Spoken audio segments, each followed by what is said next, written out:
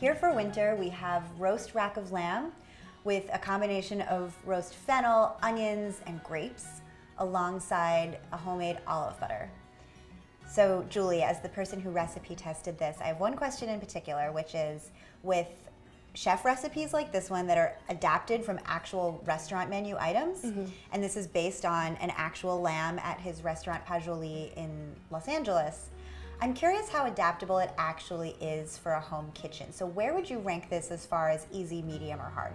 It's a little bit labor intensive, but I certainly wouldn't say there's anything too difficult in here. I mean, lamb definitely seems a little intimidating, I think, to some home chefs. Yeah. But it's pretty hands-off in this case. It's really a matter of seasoning it and popping it in the oven, rotating it a few times. So it's a great start if you've been a little like, I don't know if I can tackle the whole lamb thing, but you want to kind of ease into it.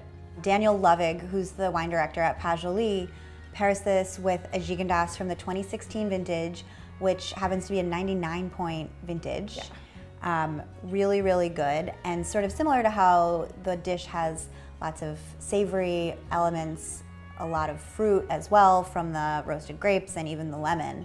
The wine has a very similar profile with great structure, a lot of minerality, some earthy flavors, but also really plush forward fruit. So I feel like it's an absolutely excellent match. That aspect of sweetness with a gamey meat like lamb is such a classic, like lamb and mint jelly. It's kind of the same exact idea that you're having in the wine pairing and then in those roasted grapes as well. Absolutely.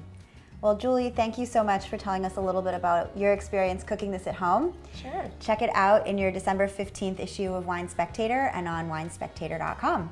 Cheers. Cheers.